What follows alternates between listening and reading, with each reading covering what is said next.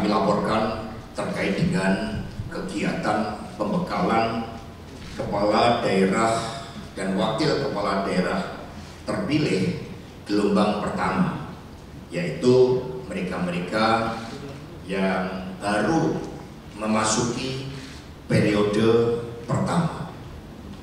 Kemudian kami laporkan bahwa ini juga sebagai pembekalan agar nanti ketika mendapatkan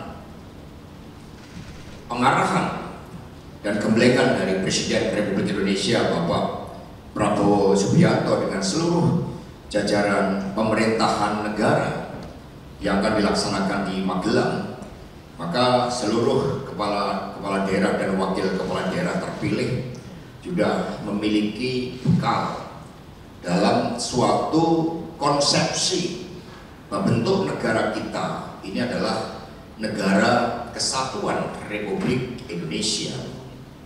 Di dalam negara kesatuan, bukan negara federal, sehingga seluruh pemerintah daerah tentu meskipun mereka dipilih secara langsung dan memiliki suatu visi misi dalam suatu kebijakan nasional pembangunan negara, harus meletakkan dalam suatu kesadaran sistem politik kita, bentuk negara kita, di mana negara kita adalah berbentuk republik dan dipimpin oleh presiden. Meskipun presiden dicalonkan oleh partai politik atau gabungan partai politik, tetapi ini adalah suatu mekanisme demokrasi tentang bagaimana presiden dan wakil presiden dipilih secara langsung dan mendapatkan legitimasi dari rakyat untuk masa jabatan 5 tahun fix term. Itu kesadaran sistem politik kita. Dan presiden, wakil presiden memiliki suatu visi misi, dan kemudian setelah presiden wakil presiden terpilih, maka visi misi ini dinyatakan di dalam suatu undang-undang tentang pembangunan rencana pembangunan jangka menengah 5 tahun, yang artinya sebagai undang-undang mengikat kita semua, mengikat seluruh kepala daerah dan di tingkat provinsi maupun kabupaten kota, dan mengikat seluruh warga negara Indonesia untuk tunduk sepenuhnya pada undang-undang itu. Dengan demikian harus dibedakan antara suatu proses elektoral dan kesadaran tentang tata pemerintahan negara yang diatur oleh konstitusi. Dengan adanya pembekalan ini, maka nantinya akan ada upaya untuk saling mengintegrasikan. Dan PD Perjuangan, tadi Mas Jarod sudah memberikan suatu penjelasan bagaimana visi misi dari PD Perjuangan, dari seluruh kader-kader PD Perjuangan yang menjadi kepala daerah dan wakil kepala daerah itu dipersiapkan, diturunkan berdasarkan amanat ideologi Pancasila, konstitusi negara, dan juga prinsip-prinsip mewujudkan Indonesia yang berdaulat di bidang politik, berdikari di bidang ekonomi, dan berkepribadian dalam kebudayaan. Di mana visi misi tersebut juga dimatangkan oleh best practices para kepala daerah PD Perjuangan yang telah berhasil. Nah, begitu kami mengucapkan juga terima kasih atas kehadiran DPP Pak Jarod Saiful Hidayat dengan seluruh jajaran Bandiklat yang selalu sigap menerima tugas-tugas dari Ketua Umum untuk menyelenggarakan kaderisasi di sekolah partai yang saat ini dilaksanakan secara daring, dan pada kesempatan ini dilakukan secara terbuka, nanti setelah Isoma baru dilaksanakan secara tertutup. Ada juga Pak Deddy Sitorus dan juga Pak Adi serta jajaran DPP, Mbak Rika, Pak Eriko, Pak Mindo, Bu Sadarestu, Mas Pacul, Bu Yanti, Mbak Yuke, dan Mas Rano Karno, serta rekan-rekan DPP, ada Prof. Romit, dan yang mohon maaf tidak saya sebut satu persatu, dan seluruh kepala daerah, wakil kepala daerah terpilih. Kami mengucapkan terima kasih, selamat atas terpilihnya melalui suatu perjuangan yang tidak mudah, dan sekarang menjadi tugas kita bersama untuk menunjukkan komitmen kerakyatan kita dengan mengejar prestasi, tetapi juga sekaligus meletakkan suatu landasan-landasan ideologis bagi kesinambungan pemerintahan sekarang dan ke depan.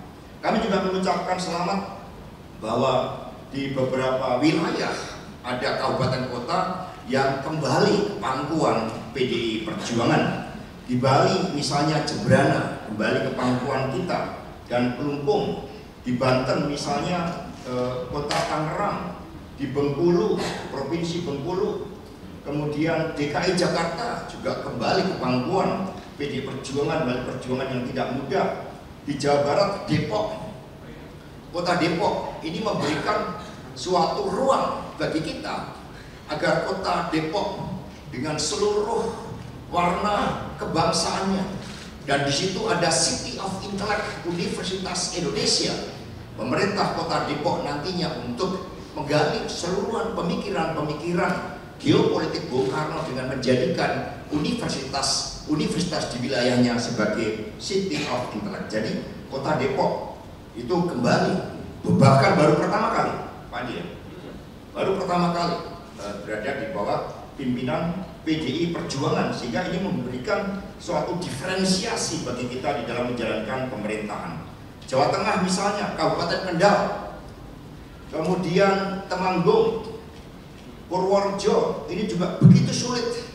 Selama ini Purworejo untuk kita rebut, tapi akhirnya Purworejo berhasil kita rebut. Jawa Tengah juga Kabupaten Kudus, kemudian Jawa Timur, Kabupaten Lumajang, Kalimantan Barat, Provinsi Kalimantan Barat kembali ke pangkuan PDI Perjuangan dengan kader dari PDI Perjuangan.